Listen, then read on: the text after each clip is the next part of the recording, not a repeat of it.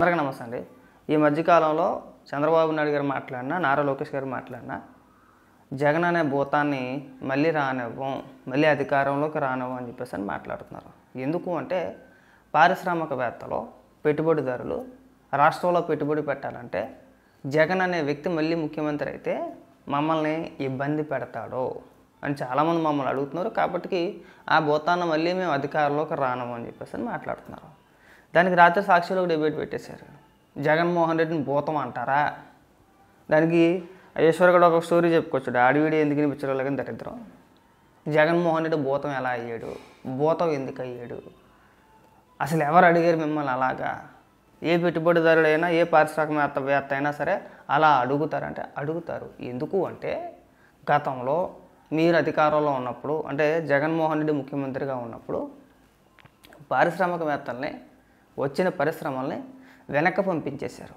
చాలామందిని ఇబ్బంది పెట్టారు, చాలామందిని వెళ్ళి బెదిరించారు. ఉదాహరణకి లులు మాల్ తీసుకోండి, అమర్ రాజా, ఈ రెండూ సరిపోతే ఎక్కువ వద్దు. తర్వాత ఇంటర్నల్గా చాలా పరిశ్రమలు ఎందుకు వెళ్ళిపోయి వాళ్ళు ఏమన్నారో, వాళ్ళు ఏమైనా బెదిరించారు అని పక్కన పెట్టేస్తే బహిరంగంగా మనకు రెండు కనబడుతుంది. ఒకటి అమర్ రాజా, రెండు లులు మాల్. ఒకసారి లులు మాల్కి సంబంధించి బొత్స సత్యనారాయణ ఏం మాట్లాడో ఒకసారి వినండి. వాళ్ళు వెళ్ళిపోలేదు, మేమే పంపించేసాము లులు మాల్ని. ఇక్కడ భూముల ధర ఎక్కువ, ప్రభుత్వం తక్కువ ధరకి కేటాయించింది వాళ్ళకి లీజుకి. ఇక్కడ మేమైతే కబ్జా చేసుకోవడానికి బాగుంటుంది, మా నాయకులకు ఎవరో కట్టబెట్టేసుకోవడానికి బాగుంటుందని చెప్పేసి లులు మాల్ని మేమే పంపించేసామని చెప్పేసి బొత్స సత్యనారాయణ ప్రెస్ మీట్ పెట్టి మరీ చెప్పాడు. నేను ఆ వీడియో కోసం వెతికాను కానీ దొరకలా. అలాగే అమర్ రాజా, సజ్జల రామకృష్ణారెడ్డి డైరెక్ట్గా ప్రెస్ మీట్ పెట్టి మేమే వెళ్ళిపోమంటున్నాం అయితే ఏంటి అని మాట్లాడాడు. కావాలంటే మీకు ఆ వీడియో వినిపించే ప్రయత్నం చేస్తా ఉన్నాండి. ఒక్క నిమిషం. ఏంటి కన్నప్ప రిలీజా? ఎక్కడ చూసినా కన్నప్పే కనబడుతుంది. ఇది ఇంకా జరుగుతుంది చూడండి. ఇంకా సినిమా పూర్తి, ఇంకా టైం ఎంత అయింది ఇప్పుడు? 5:30 అవుతుంది ఇప్పుడు టైము. నేను ఈ వీడియో రికార్డింగ్ చేసేటప్పటికి టైము 5:30. సినిమా ఎక్కడ కూడా రిలీజ్ అయ్యి ఉండదేమో. వీళ్ళప్పుడే ప్రచారం అండి, సినిమా బాగాలేదని చెప్పేసి అది అప్పుడే రివ్యూ స్టార్ట్ చేస్తారు. అప్పుడే మధ్యలో సినిమా టాపిక్ ఎందుకు వచ్చిందంటే నాకు ఆశ్చర్యం వేసింది. 5:30 అయింది ఇప్పుడు. నేను స్క్రోల్ చేస్తుంటే నాకు అన్నీ కన్నప్పే కనబడుతున్నాయి. 5:30 అయింది. ఇంకా సినిమా ఎక్కడ కూడా పూర్తిగా ఆడి కూడా ఉండదు, ఒక షో కూడా పడి ఉండదు. వీళ్ళప్పుడే ఇక్కడ రివ్యూలు. నేను అంటే సాధారణంగా వింటూ ఉంటాం కదా, టార్గెట్ చేశారు అది అని చెప్పేసి. నేను సాధారణంగా నమ్మను. నాకు ఈ చూస్తూ ఉంటే ఎందుకు నిజమే అనిపిస్తుంది. ఏదో ఒక సినిమా తీసాడు కన్నప్ప, మంచో చెడ్డో, నీకు నచ్చిందో నచ్చలేదో సినిమా చూసిన తర్వాత కదా నువ్వు చెప్పాల్సింది. సినిమా చూడకముందే చెప్పేస్తారా? సినిమా బాగాలేదని చెప్పేసి సినిమా చూడకముందే చెప్పేస్తారా? సినిమా చూసిన తర్వాత నీకు ఏది నచ్చిందో ఏది నచ్చలేదో అనేది చెప్పాలి. సినిమా చూడకుండానే నీకేదో వాళ్ళని ట్రోల్ చేయొచ్చు. చాలా సందర్భాల్లో నేను కూడా చేసా కాదన్నట్లా. విష్ణుని కానీ మోహన్ బాబు గారిని కానీ చాలా సందర్భాల్లో నేను భయంకరంగా ట్రోల్ చేశాను. ట్రోల్ చేసిన సందర్భాల్లో నేను కూడా ట్రోల్ చేశా కాదన్నట్లా. కానీ ఇక్కడ దరిద్రం ఏంటంటే సినిమా రిలీజ్ అయిన తర్వాత నువ్వు చూసి నీ అభిప్రాయాన్ని చెప్పడంలో తప్పులేదు, నేను దానికి కాదన్నట్లా. సినిమా రిలీజ్ అవ్వకుండానే అప్పుడు ఒక ప్రచారమా, ఇది అప్పుడు బాగాలేదని చెప్పేసాను, ఇది ఒక సినిమానా అని చెప్పేసాను, VFX బాగుందంటే సినిమా చూడకుండా రివ్యూలు రాసేసారు. అప్పుడే వెళ్ళి 5:30కి అప్పుడే అనవసరంగా సినిమా టాపిక్లోకి ఎందుకు వెళ్ళాం మళ్ళీ సజ్జల రామకృష్ణారెడ్డి మాట్లాడుతాం చూడండి. నిన్న మొన్న నుంచి కొంచెం అమర్ రాజా బ్యాటరీస్ అర్జెంట్గా వెళ్ళిపోతుందని ఈరోజు అయితే ఆయన రాధాకృష్ణ గారు తెగ బాధపడిపోయి హెడ్డింగ్ కూడా బాగా పెట్టారు. మీకు ఒక దండం ఉండమని అది అన్నట్టున్నారు. ఇక్కడ అమర్ రాజా అని కాదు, అది ఇంకెవరో సుబ్బారెడ్డిదో ఎల్లారెడ్డిదో రామకృష్ణారెడ్డిదైనా ఆయన ఇదే తీసుకునేవారు. గల్లా రామచంద్ర నాయుడు గారో లేకపోతే గల్లా జయదేవ్ గారు టీడీపీ అనో చేసింది కాదు. మీకుంది అలాంటి పాడు బుద్ధి. మనోడు అయితే చాలు ఏమైనా చేయొచ్చు, కొట్టుకో. మనోడు పవర్లో ఉంటే ఏమన్నా చేయి, కొట్టుకో. మనోడు పవర్లో లేకపోతే అర్జెంట్గా ఎట్లా తీసుకురావాలి, పట్టు వీని ముందు దించేసి మీకు ఆ జాడ్యం పట్టుకొని ఆ జాడ్యంతో ఇంకోరేదో చేస్తున్నారనే దీనికి మీ పైత్యం ప్రకోపించిందంటే మిమ్మల్ని దేవుడు కూడా కాపాడలేడు. అమర్ రాజాను మూగించాలని ఒక రాజకీయపరమైన కక్షపూరితమైన కుల వ్యతిరేక వీటితో చేసినారని అనే ముందు అంటే ప్రభుత్వం అనేది ఏ ఇండస్ట్రీ కానీ దేని కానీ వాటిలో పొరపాటు ఉంటే పాయింట్ అవుట్ ఏది అది మీ వాళ్ళది అయితే మీ బంధుత్వాలున్నా మీ సామాజిక వర్గమైనా లేకపోతే మీ అనుచరులైనా రాజకీయంగా టీడీపీ వాళ్ళైనా వాడు అక్రమంగా ఏదైనా కొట్టుకోవచ్చు, వాళ్ళు చెరువులు ఖాళీ చేయించవచ్చు, అడ్డగోలుగా మైనింగ్ చేసుకొని కొట్టచ్చు, వాటిని మాత్రం క్వశ్చన్ చేయడు. చేస్తే అదెక్కడ ఆగింతాం, ఓ అమ్మ చొక్కాలు దించుకొని గెలగలగల కొట్టుకుంటారు. వాళ్ళనే కాదు ఇంకా చాలా మంది మీద పోతున్నాయి, కేసులు పెడుతున్నారు, జరుగుతాయి ఖచ్చితంగా. పారిశ్రామికవేత్తలపైన, పరిశ్రమలపైన, ముఖ్యంగా చిత్తూరు జిల్లాలో ఉన్న పరిశ్రమలపైన వీళ్ళ కక్ష కట్టేసి అమర్ రాజాతో పాటు మరికొన్ని పరిశ్రమలపైన కేసులు పెట్టి వేధించారు. మీకు ఉండొద్దు పొండి అని చెప్పేసి అని. అమర్ రాజా పైనే కాదు, అమర్ రాజాతో పాటు అనేక పరిశ్రమలపైన కేసులు పెట్టి పర్యావరణ పేరుతో మీరు దీన్ని ఉల్లంఘించారు, సరే ఉల్లంఘించితే దానికి సంబంధించి ప్రభుత్వం చర్యలు తీసుకోవచ్చు, ఫైన్ వేయచ్చు, అవునా? వాళ్ళ పరంగా మనం వాళ్ళకి ఒక నోటీస్ లాంటిది, ఇగో మీరు ఎలా చేస్తున్నారు ఇది తప్పు, మేము దానికి ఫైన్ వేస్తామని చెప్పేసి అని ఆ విధమైన చర్యలు మనం తీసుకోవచ్చు. కానీ ఏదో గుడి దిశలో పడినట్టు ఏడుతున్నాం ఎందుకంటే ఎగ్గొట్టడానికి అన్నందుకు ఏదో ఒక రకంగా లోపల పెట్టుకుని మిమ్మల్ని ఖాళీ చేసేస్తే ఆ భూములు మనం నొక్కేయచ్చు, లేదంటే ఆ స్థలాన్ని మన నాయకులకి కట్టబెట్టేయచ్చు ఏదో రకంగా అనే ఉద్దేశంతో అమర్ రాజాతో పాటు మరికొన్ని పరిశ్రమలపైన కేసులు పెట్టి వేధించారు. ఇవాళ రాష్ట్రంలో ఎవరైనా పెట్టుబడి పెట్టాలంటే సంకోచించేది, ఆలోచించేది, భయపడేది. ఎందుకంటే మళ్ళీ జగన్మోహన్ రెడ్డి ముఖ్యమంత్రి అయితే ఖచ్చితంగా మన పైన కేసులు పెట్టి వేధిస్తాడో, అందులో ఎలాంటి సందేహం లేదు. ఎందుకు అంటే మన చంద్రబాబు నాయుడు గారి హయాంలో వచ్చాం కాబట్టి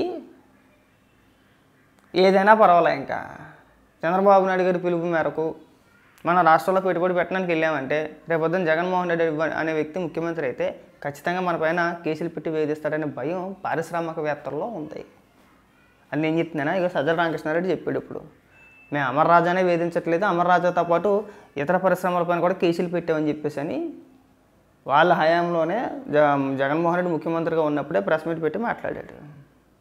మరి అడగరా అండి?